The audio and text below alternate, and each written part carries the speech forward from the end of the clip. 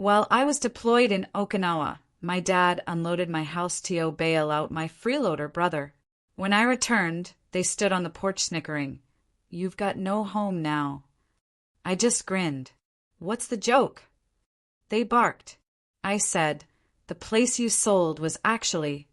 Sound of a distant, melancholic string instrument or a subtle, unsettling ambient tone begins and fades slightly under narration. Have you ever had a moment where your entire world just shattered? Where the people you trusted most looked you in the eye and casually informed you that everything you'd built, everything you'd fought for was gone? Because for me, that moment arrived the second I stepped out of a cab, still smelling of jet fuel and deployment, only to be told, "You're homeless now." I had just barely stepped out of that taxi, my sea bag still heavy on my shoulder, my boots still dusty from Okinawa when I saw them. My father and my older brother, Chad, standing on my porch. They were smirking, like they'd been waiting all day, just to throw a punch I'd never see coming. And before I could even take 3 steps toward the house, my father just said it. "You're homeless now." Just like that. No hello. No welcome home. Just a sentence that hit harder than any blast wave I'd ever felt downrange. I froze. "What are you talking about?" I managed to ask, but my brother just snorted into his beer. "We sold your house, sis. Try to keep up." They actually laughed. Laughed at me. Their daughter, their sister, coming home from an overseas rotation to find everything gone. My father pointed lazily at the front door, as if this were nothing more than a game.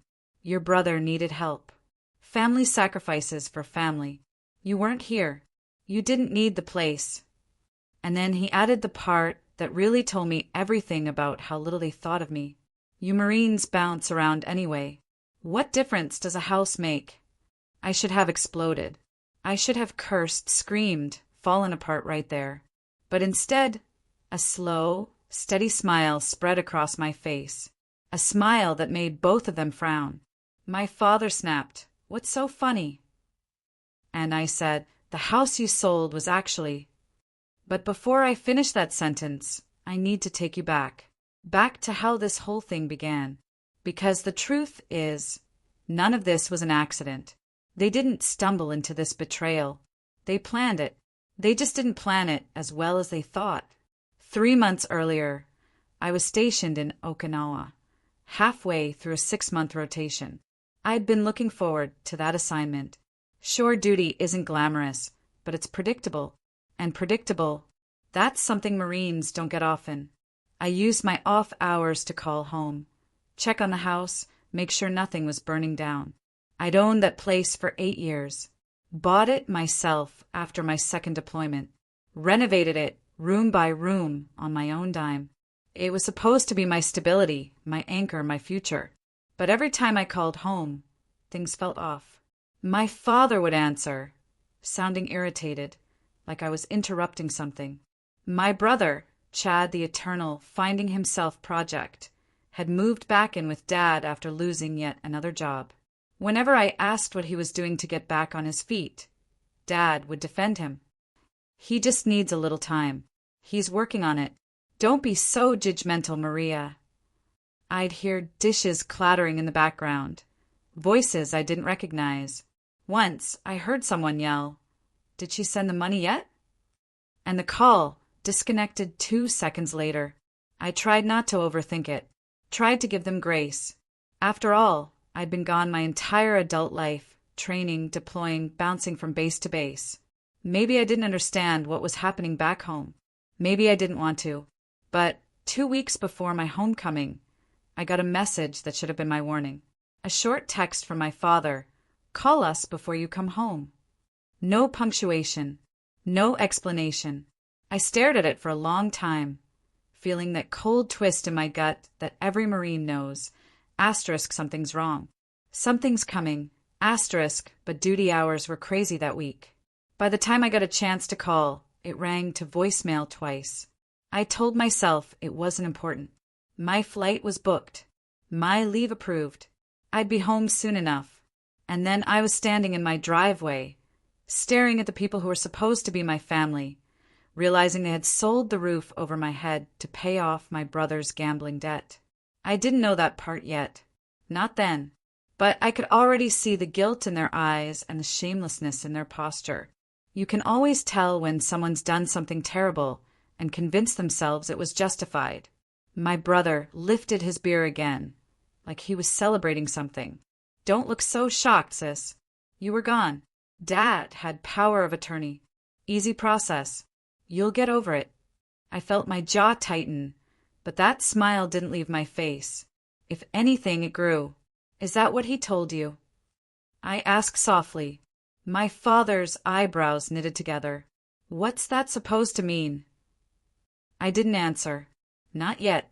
Because what they didn't know, what would hit them like a truck in about 90 seconds, was that the house they sold wasn't what they thought it was.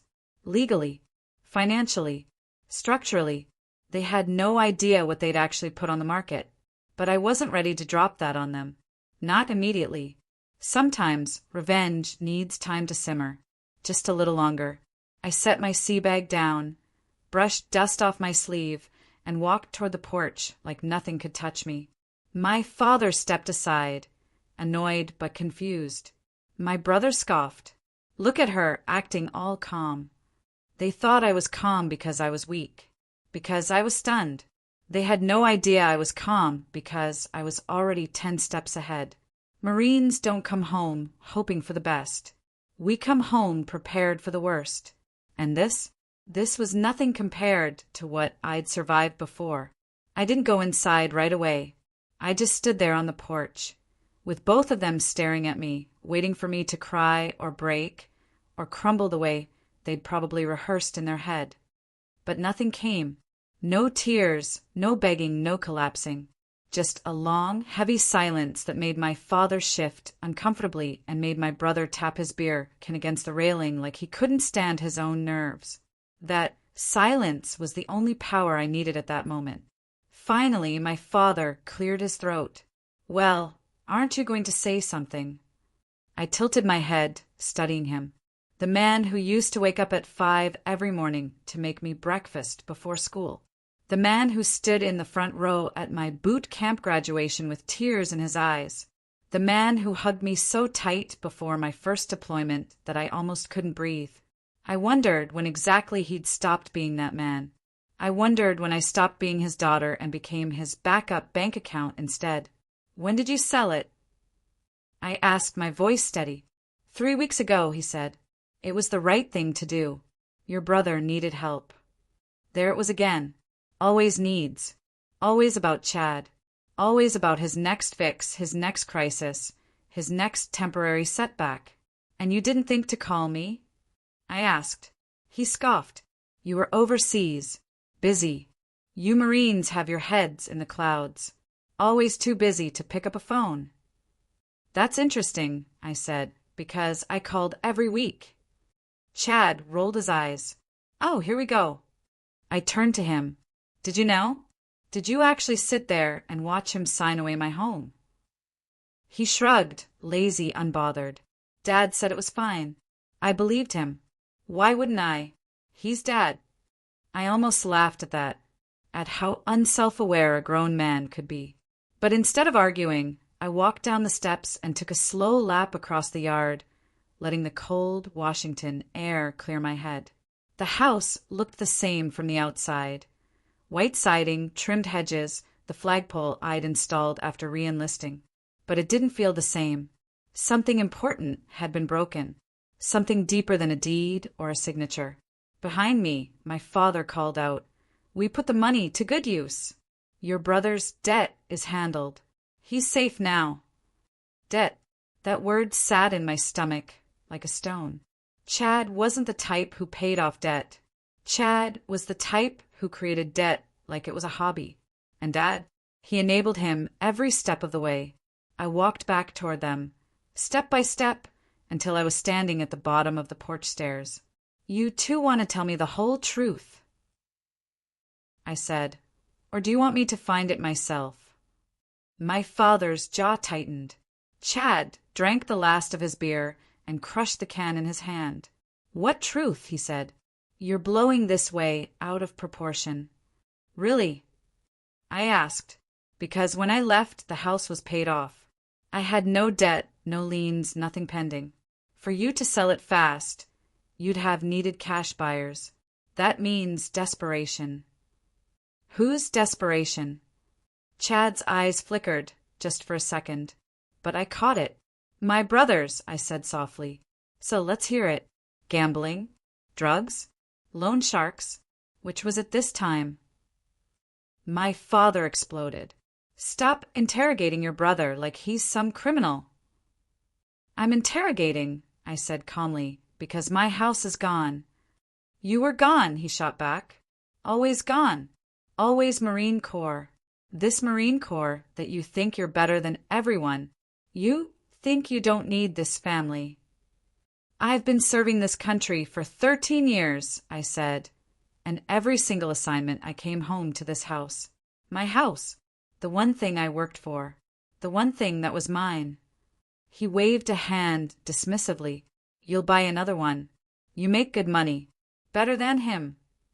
He pointed at Chad, like Chad was a helpless child, not a 39-year-old man who'd been bailed out by the family more times than I could count. I felt something inside me crack. Not break, but shift. I saw them both clearly in that moment, like a lens had finally come into focus. Dad wasn't helping Chad because he was kind. He was helping him because he needed someone to need him. And Chad wasn't apologizing because he never had to. Dad always took the fall for him. And now they'd taken something from me because they assumed I was strong enough to lose it. Strong enough to bounce back. Strong enough to survive betrayal. That's the thing about being the strong one. People assume you don't feel the knife when they twist it. And then the front door opened. A woman stepped out. Blonde hair, sweatpants, holding a mug that said, "Mama needs coffee." Not my father's girlfriend. Not a neighbor. Someone else entirely. Who are you? I asked. She smiled lightly. I'm Emily, the new owner. My father winced. Chad shifted. And my world tilted, because that meant the house wasn't just sold. It was closed. Final. And yet I still smiled. Congratulations, I said to the woman. Did they tell you everything? She blinked. Everything. I looked back at my father and brother. Their faces pale, just a shade, just enough for me to know I was not the only one standing in dangerous territory. I turned to Emily. Did they tell you that the house you bought? I paused, letting the tension grow, letting my father fidget and Chad grip the railing like it could save him. Isn't actually in their name. Emily looked confused. My father's voice cracked. Maria, don't. But I wasn't done. Not even close. Emily blinked at me, as if she wasn't sure whether to smile or step back into the house she thought she owned. She looked like the kind of woman who tried to avoid conflict her whole life. Gentle, polite, the sort who apologized when other people bumped into her. And here she was, caught in the middle of a mess she didn't even know existed. She held her coffee mug a little tighter.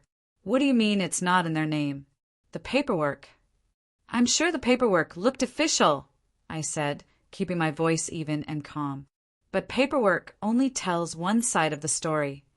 I looked at my father, then let the silence drag, letting him feel the weight of what he'd done. His face flushed red, the kind of red that comes from shame mixed with anger. Chad quietly muttered something under his breath, but even he had stopped smirking. They both knew I wasn't bluffing. They knew I had something they didn't understand, something they hadn't accounted for when they decided to use my power of attorney like a golden ticket. I don't understand, Emily whispered. Your father said. My father says a lot of things, I replied. Let me ask you something. When you bought this house, who handled the sale? She glanced at my father, then back at me. A man named Adam. He said he was helping your family with the transfer. I closed my eyes for just a second. Adam. Of course it was Adam. An old acquaintance of my father's. Someone who always had a connection or a deal. A man who operated in the gray areas of anything involving money or property. The kind of man who showed up at barbecues when my father remarried, always bragging about flipping houses without ever lifting a hammer. The kind who knew how to turn desperation into profit. "Did you sign anything with an attorney present?" I asked. She shook her head. "He said it wasn't necessary. He said the family wanted it quick." The last word cracked a little. Quick, that's how these things happened. Quick sales, quick transfers, quick lies, quick destruction. Behind me, my father stepped forward. "Maria, enough. You're upsetting her." I turned around slowly. "Upsetting her? You sold her a house you had no right to sell. You stole from me, and you put her in the middle of it." My voice stayed calm, but something sharp moved underneath it. Years in the Marine Corps had taught me that raising your voice was the quickest way to lose power. Silence, restraint, precision, those were far more effective weapons. My father rubbed his forehead and said, "You weren't here. You didn't need the house. We handled things the best we could."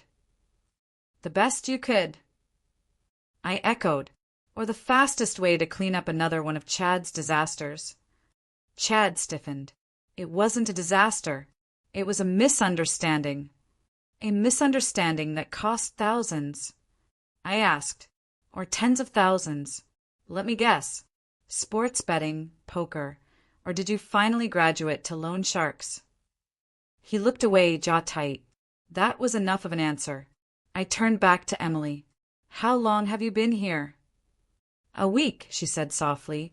"We just moved in." "And did you wonder why the sale went so fast?"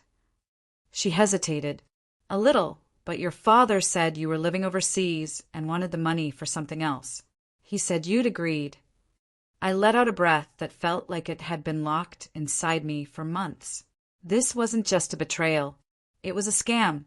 A full-blown, orchestrated, deliberate scam, carried out while I was halfway across the world, wearing the uniform of the country that trusted me to serve with integrity. "Emily," I said gently, "I'm sorry you were dragged into this. But the truth is, they didn't have the legal right to sell this house. Not fully." I reached into my pocket and pulled out a folded document, a copy of something I'd carried with me since deployment ended. Her eyes traced the page as I held it out. This house was purchased using a VA home loan. That means certain protections apply and certain rules. And selling it without me present, without my consent, without proper legal procedure. I glanced at my father. "That's a federal issue, not a family issue." Emily's eyes widened. My father's face went pale. Chad's bravado evaporated completely. He looked like a kid caught stealing candy from a store shelf. I continued, "Power of attorney gives temporary rights to handle bills, repairs, emergencies. It does not give the right to sell federally backed property without filing a series of authorizations, none of which were done." Emily pressed a hand against her chest. "Are you saying the sale is invalid?" "I'm saying," I replied slowly, "that this isn't what you think it is, and, unfortunately, you'll need legal help to sort out." My father stepped closer, voice shaking with a mixture of anger and fear. "Maria, don't do this. We're family." "That didn't stop you," I said. "Family didn't matter when you needed quick cash." "It was for your brother," he shouted. "And what about me?" I asked quietly, "When did I stop being your child? When did I become expendable?" For the first time since I'd stepped onto that porch, he had no answer. Emily finally spoke again. "What do we do now?" "You," I said, "get a lawyer, and you tell them everything. And you stop speaking to my father outside of official channels, because the deeper you let yourself get involved with the situation, the worse it will be for you."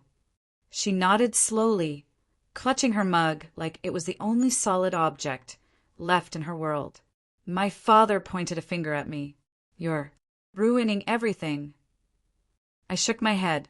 "No, you ruined everything the minute you treated my service as an opportunity instead of a sacrifice." Chad muttered something about Marine attitude, but I barely heard him. I was already stepping off the porch, lifting my sea bag again, my boots crunching against the gravel. The air felt sharp and cold, but in a way that cleared my mind rather than clouded it.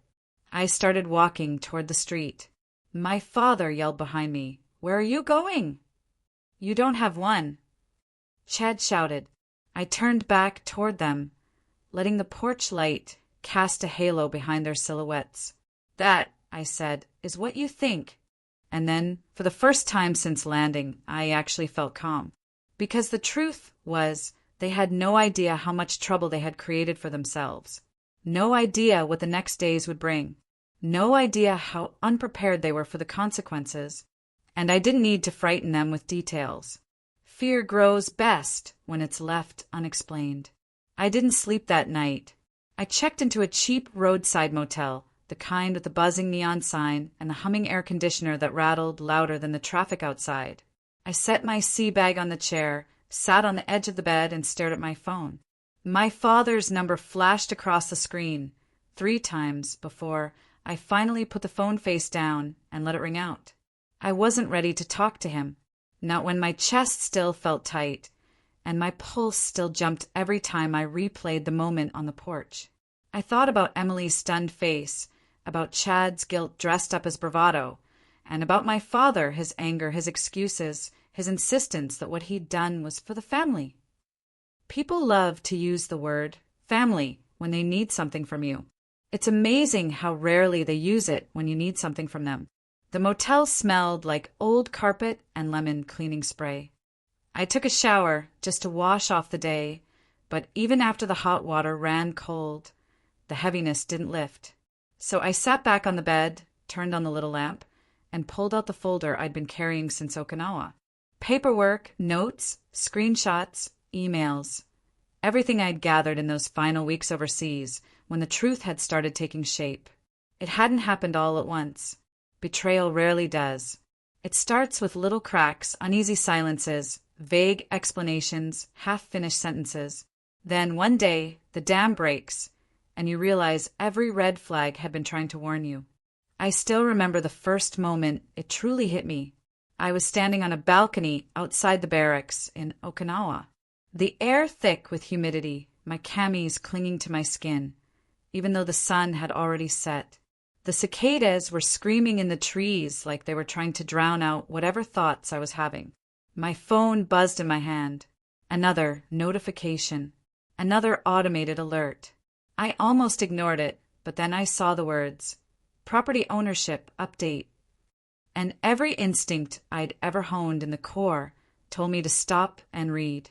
The message wasn't long. It didn't explain anything. Just a digital confirmation that an ownership change had been processed. Not completed, not verified, just processed. My name was still on the house, but there was another name added, a blurry one, an incomplete one, like someone had started a transfer, but hadn't finished it. I immediately called my father. No answer. Called again. Straight to voicemail. Texted him. No reply. Then I tried Chad. Even though I knew he wouldn't pick up, he didn't. I tried again. Nothing. I stood there on that balcony, staring out at the Pacific. The night breeze felt warm against my face, but my stomach had gone cold. Not because I knew what was happening, but because I didn't. And that uncertainty was worse than any truth could have been. The next day, during my lunch break, I asked one of the JAG officers on base if he had 5 minutes. He gave me 10. I told him what I'd seen. He didn't panic. He just asked one question. Who has your power of attorney? When I said my father's name, something in his expression shifted.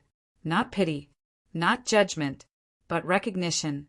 He'd seen this before. Too many times. He told me stories, vague ones without names, about service members getting burned while deployed, families selling cars, cashing out accounts, refinancing properties, emptying storage units, even signing divorce papers on behalf of someone halfway around the world. Trust is good, he said, but oversight is better. Those words stuck with me. Asterisk trust is good. Oversight is better. Asterisk, I asked him what to do next. He told me to request full transaction logs from the county. He showed me which office to email, which forms to submit, how to phrase the request so it didn't get buried. I sent everything that same afternoon. A week later, the file came through. I opened it on my bunk, expecting confusion. A mistake, a clerical error. But the moment I saw the signatures, the dates, the notations, the buyer's name, Adam, I felt the kind of cold that sinks into your bones and doesn't thaw. My father had signed the first authorization 2 days after telling me he loved how peaceful the house felt lately. He'd signed the second after texting me a heart emoji. And the third, the one that allowed the property to move forward for sale? On the same day, I'd called him from a field exercise and told him I missed home. He never told me. Not once. Not even a hint. And Chad? The logs showed his bank account as one of the destinations for the wired money. I sat on my bunk for a long time, staring at the screen. I remember the dim light above my bed, flickering, the hum of the fan overhead, the muffled sounds of Marines laughing in the hallway after a long day. Life kept moving around, ruining everything. I shook my head. No, you ruined everything the minute you treated my service as an opportunity instead of a sacrifice. Chad muttered something about Marine attitude, but I barely heard him. I was already stepping off the porch, lifting my sea bag again, my boots crunching against the gravel.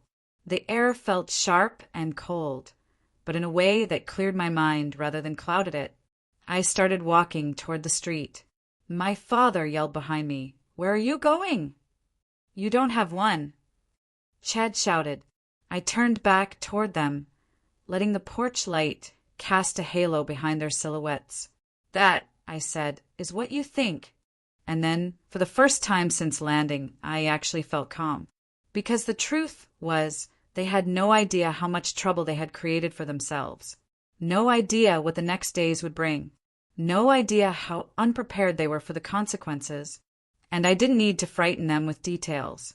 Fear grows best when it's left unexplained. I didn't sleep that night. I checked into a cheap roadside motel, the kind with the buzzing neon sign and the humming air conditioner that rattled louder than the traffic outside. I set my sea bag on the chair, sat on the edge of the bed, and stared at my phone. My father's number flashed across the screen 3 times before I finally put the phone face down and let it ring out. I wasn't ready to talk to him, not when my chest still felt tight, and my pulse still jumped every time I replayed the moment on the porch. I thought about Emily's stunned face, about Chad's guilt dressed up as bravado, and about my father, his anger, his excuses, his insistence that what he'd done was for the family. People love to use the word family when they need something from you. It's amazing how rarely they use it when you need something from them. The motel smelled like old carpet and lemon cleaning spray. I took a shower just to wash off the day, but even after the hot water ran cold, the heaviness didn't lift. So I sat back on the bed, turned on the little lamp, and pulled out the folder I'd been carrying since Okinawa. Paperwork, notes, screenshots, emails. Everything I'd gathered in those final weeks overseas when the truth had started taking shape. It hadn't happened all at once. Betrayal rarely does. It starts with little cracks, uneasy silences, vague explanations, half-finished sentences. Then one day, the dam breaks, and you realize every red flag had been trying to warn you. I still remember the first moment it truly hit me. I was standing on a balcony outside the barracks in Okinawa. The air thick with humidity, my camis clinging to my skin, even though the sun had already set. The cicadas were screaming in the trees like they were trying to drown out whatever thoughts I was having. My phone buzzed in my hand. Another notification. Another automated alert. I almost ignored it, but then I saw the words, "Property ownership update." And every instinct I'd ever honed in the core told me to stop and read. The message wasn't long. It didn't explain anything. Just a digital confirmation that an ownership change had been processed. Not completed, not verified, just processed. My name was still on the house, but there was another name added, a blurry one, an incomplete one, like someone had started a transfer but hadn't finished it. I immediately called my father. No answer. Called again. Straight to voicemail. Texted him. No reply. Then I tried Chad. Even though I knew he wouldn't pick up, he didn't. I tried again. Nothing. I stood there on that balcony, staring out at the Pacific. The night breeze felt warm against my face, but my stomach had gone cold. Not because I knew what was happening, but because I didn't. And that uncertainty was worse than any truth could have been. The next day, during my lunch break, I asked one of the JAG officers on base if he had 5 minutes. He gave me 10. I told him what I'd seen. He didn't panic. He just asked one question. Who has your power of attorney? When I said my father's name, something in his expression shifted. Not pity, not judgment, but recognition. He'd seen this before. Too many times. He told me stories, vague ones without names, about service members getting burned while deployed, families selling cars, cashing out accounts, refinancing properties, emptying storage units, even signing divorce papers on behalf of someone halfway around the world. Trust is good, he said, but oversight is better. Those words stuck with me. Asterisk trust is good. Oversight is better. Asterisk, I asked him what to do next. He told me to request full transaction logs from the county. He showed me which office to email, which forms to submit, how to phrase the request so it didn't get buried. I sent everything that same afternoon. A week later, the file came through. I opened it on my bunk, expecting confusion. A mistake, a clerical error. But the moment I saw the signatures, the dates, the notations, the buyer's name, Adam, I felt the kind of cold that sinks into your bones and doesn't thaw.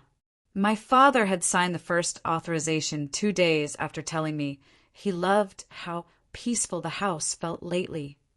He'd signed the second after texting me a heart emoji. And the third, the one that allowed the property to move forward for sale? On the same day, I'd called him from a field exercise and told him I missed home. He never told me. Not once.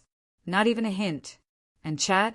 The logs showed his bank account as one of the destinations for the wired money. I sat on my bunk for a long time, staring at the screen.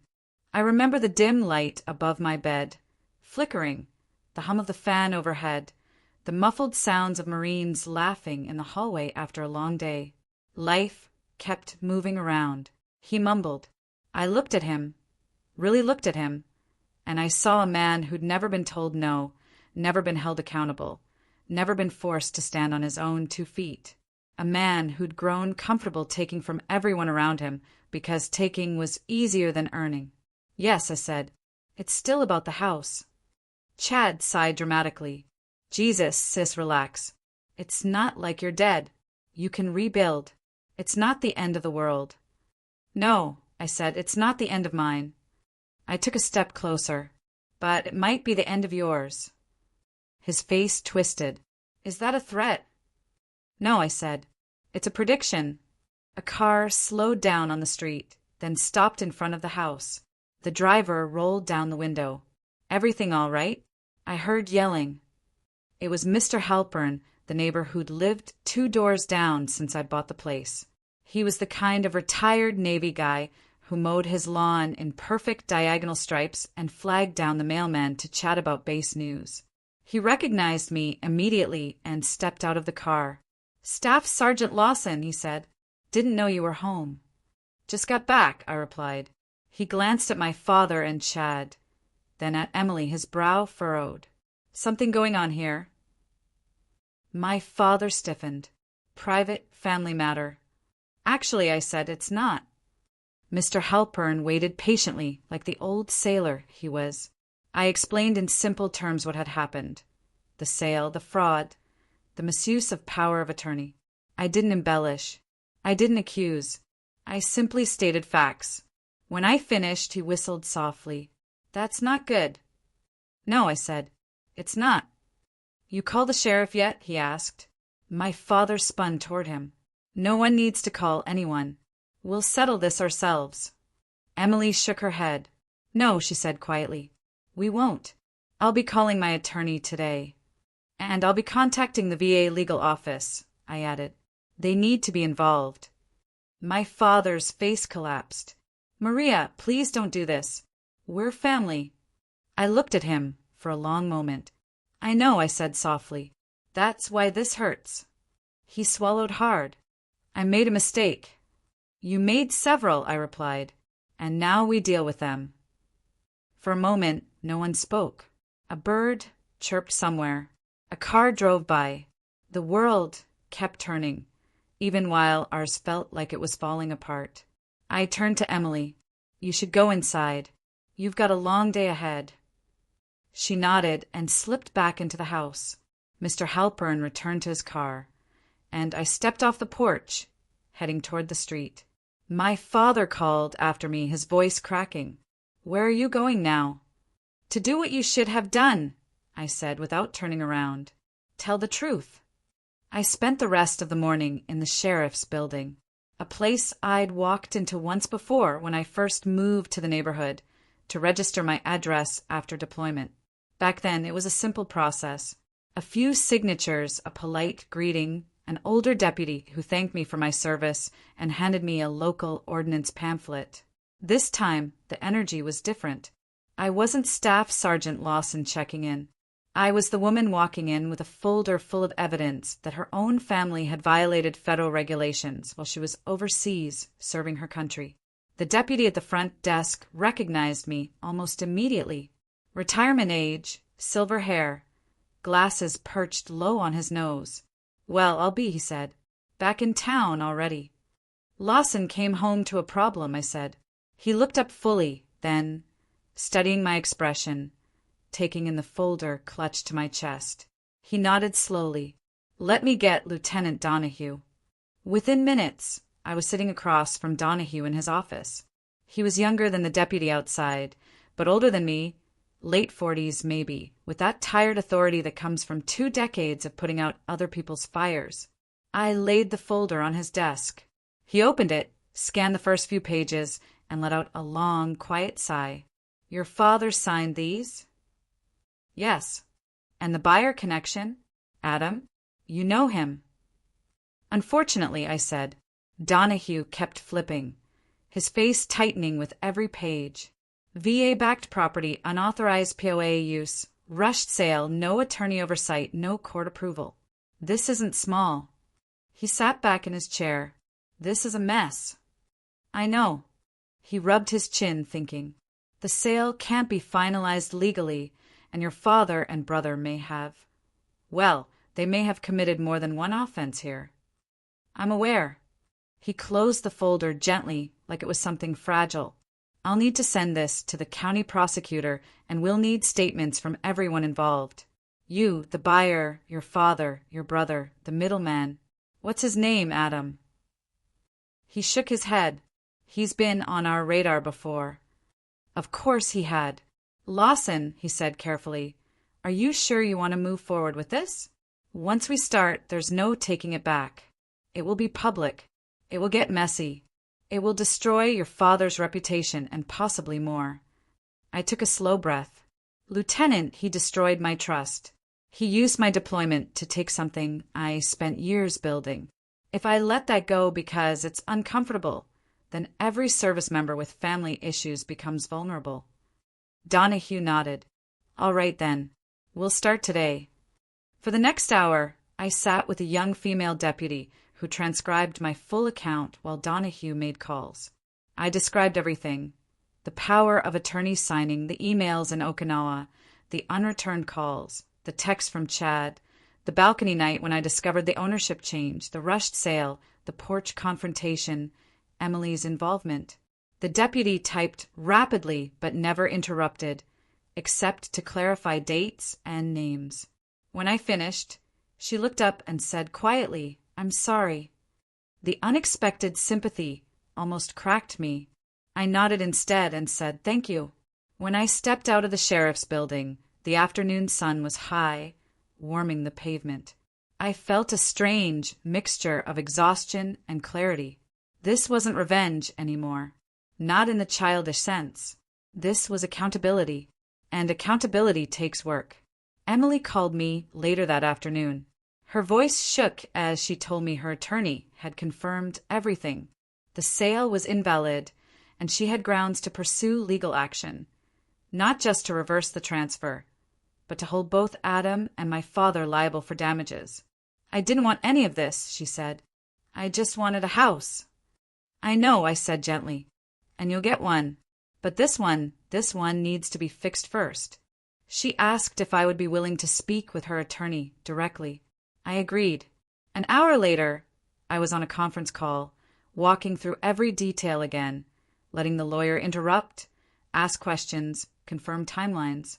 The more I talked, the calmer I felt, like every word was lifting another weight off my chest. But the real confrontation was still ahead. Around 8 that evening, just as the sky was fading into that deep blue between daylight and night, my phone rang again. This time it wasn't Emily. It wasn't the sheriff's office. It was Dad. For a moment, I considered letting it ring. But something inside me, maybe the part that still remembered the father he used to be, made me answer. He didn't yell this time. His voice was small, tight, almost brittle. Maria, the sheriff's office came by. I know. They said you filed a report. I did. He let out a shaky breath. You didn't have to do that. I closed my eyes. I gave you every chance to be honest. You weren't. I made a mistake, he said again, like repeating the words would turn them into something meaningful. You made a series of choices, I corrected, and each one hurt someone. It wasn't supposed to hurt you, he whispered. Dad, it was always going to hurt me. You sold my home. There was a long pause. I heard him inhale heavy and slow. Can we talk in person? He asked. Yes, I said, but not alone. He sounded wounded by that, but he didn't argue. Okay, tomorrow morning. Your house. My house. I repeated, letting the words settle into the space between us. I'll be there. When I hung up, the motel room felt heavier than before. Not because of fear. No, that part had passed.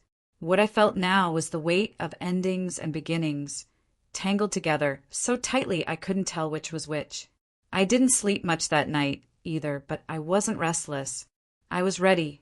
The next morning, I drove back to the house. Emily was there with her attorney.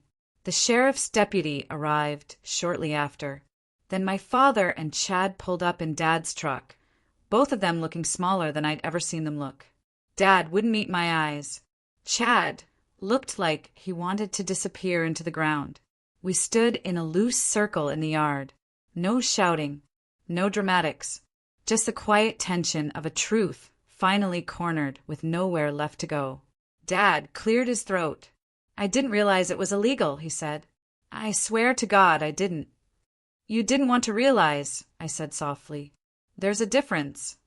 Chad mumbled something, but his lawyer, yes, he had brought one, put a hand on his shoulder, silencing him. The sheriff's deputy explained the next steps. Statements, temporary restrictions on both Dad and Chad regarding the property, a forthcoming investigation, the likelihood of charges. My father's face went pale at the word. He looked at me then, eyes watery. I never meant for it to come to this. I know, I said, but you brought us here. Then I turned away, because there was nothing else left to say. For the first time in days, I walked toward the front door and placed my hand on it. The paint felt cool beneath my fingertips, familiar in a way that made my throat tighten. I didn't open it. Not yet. But I stood there long enough to feel something returning. A sense of home. Not because the house was safe, but because the truth was. When everyone left that morning, the deputy, the attorneys, the neighbors who lingered near their windows pretending not to watch, I stayed in the yard long after the last car pulled away. The air was cool and still, carrying that quiet heaviness a neighborhood feels right after a storm. My father and brother had driven off without a word. Emily and her attorney had gone to file their paperwork. And I stood alone on the small patch of grass I used to mow every Sunday morning, letting the silence settle around me like a blanket I didn't know whether to wrap myself in or shake off. I finally opened the front door, slowly, cautiously. It felt like walking into a memory that wasn't mine anymore. The living room looked different. Emily had rearranged the furniture, added soft blankets, hung pictures of her family on the walls. But underneath the new touches, I could still see the shadow of my own life. The dent on the floor where I dropped a toolbox 3 years ago. The little scratch on the doorframe from when I moved my dresser alone. The faint outline on the wall where my medals once hung. Homes change, but they remember. I walked through the place room by room, not to claim anything back at that moment, but to remind myself that I hadn't lost everything. The decision was now in the hands of the law, the attorneys, the county, and the VA. And for the first time since this nightmare started, I trusted that process more than I trusted anything my father could say or do. The last room I visited was my bedroom. Emily had put up white curtains that fluttered in the soft breeze from the cracked window. The bed was different, the color scheme different, the smell different, but the bones of the room were the same. And when I ran my hand along the windowsill, I felt the little ridge where I'd once carved my initials when I first bought the place. I'd forgotten it was there. The small, raised bumps of the letters hit me like a soft punch to the heart. I stood there for a long time before leaving. I didn't want to intrude more than necessary. They were still living there, after all. But I needed to feel the house one more time before stepping away again. When I walked out, I saw someone waiting for me at the bottom of the porch. My father. He was standing by his truck, hands in his pockets, shoulders hunched like a man carrying a weight he finally realized was his own. For a moment, neither of us spoke. It was the longest silence we had shared in years. Finally, he said, "Can we talk?" I stepped down the porch, keeping a careful distance. "We've been talking." "No," he said quietly. "Not like this." Something in his voice, humility maybe, or the exhaustion of a man who'd run out of excuses, made me pause. I nodded once. He looked older than I remembered. Not old in the way time makes you old, but old in the way regret does, suddenly and all at once. His eyes were red and his mouth trembled when he started speaking. "I thought I was helping him," he said. "I thought if I didn't step in, he'd lose everything." "You didn't step in," I said. "You stepped over me." He bowed his head. "I know, and I don't expect you to forgive me. I just need you to understand. I was scared." "Of what?" "Losing him," he whispered. "He's a mess, Maria. He always has been. But he's all I have left." He swallowed hard. "And I didn't want to lose you either. But I kept choosing wrong. I didn't soften. Not yet. But I listened. Your mother was the strong one," he continued. "You got that from her. After she died, I didn't know how to hold things together. Chad needed me more. Or at least it felt like he did. You were always fine. You were always the one who made it. I thought you wouldn't break." "I didn't," I said. "But you broke something in me." His eyes filled. "I know. And you broke something in yourself, too," I added. "You just don't see it yet." He covered his face with one hand, like he wanted to hide from the truth. "I don't know how to fix this." "You can't fix all of it," I said gently. "But you can start by being honest and by letting the consequences happen." He let his hand fall. "I don't want to go to jail." "You may not," I said, "but you may have to answer for what you did." He nodded slowly. "If that's what it takes to make this right, then I'll do it." And for the first time since I returned, I believed him. He started to turn away, but then he stopped. "I'm proud of you, you know," he said softly. "I know I never say it the right way, or at all, but I am." I didn't respond right away. The words were good, but they were late. Still, they were something. A start. And maybe that was enough for now. "Take care of yourself," I said. "And take responsibility." He nodded again, got in his truck, and drove off slowly like his wheels were heavy. I stayed in the yard for a little longer, letting the air carry some of the weight off my shoulders. Emily came outside not long after, her hands in her coat pockets, her expression kinder than I deserved. "Are you all right?" she asked. "I think so," I said. "Are you?" We will be, she answered. It'll take time, but we'll figure it out. I'm glad, I told her. No matter what happens, I want you to land on your feet. She smiled a little. You too. The next weeks unfolded slowly. Attorneys met. Papers were filed. Adam disappeared for 2 days until the sheriff found him hiding at a friend's trailer. Chad attended mandatory meetings with a public defender. My father gave a statement that lasted 3 hours and left him pale and shaking. But he didn't back out. He faced what he had done. And the house? After enough legal wrangling to fill a drawer, the sale was officially voided. Emily and her husband were reimbursed through the county's emergency fraud fund, while pursuing compensation from Adam. My house remained mine, though it would be months before everything settled enough for me to move back in. But that was all right. Healing takes time. The day I finally stepped inside as the official owner again, I walked through each room slowly, feeling every memory flood back through the walls. This time, though, there was something else. Peace. Not perfect peace. Not complete peace. But a quiet acceptance. A gentleness I hadn't felt in years. I stood in the middle of the living room and whispered, I'm home. But the truth was bigger than that. I wasn't just home. I was whole again. In a way, betrayal couldn't break, and forgiveness didn't erase, but softened like something sharp, finally losing its edge. And if there's anything I want you to take from my story, it's this. Family can fail you. People can disappoint you. The ones you love most can be the ones who hurt you deepest. But you do not lose your worth because someone else lost their way. You do not stop deserving a place in this world because someone tried to take it from you. And sometimes, just sometimes, the hardest journeys bring the clearest lessons. What do you think? Have you ever had to choose between family loyalty and standing up for what's right, even when it meant burning bridges?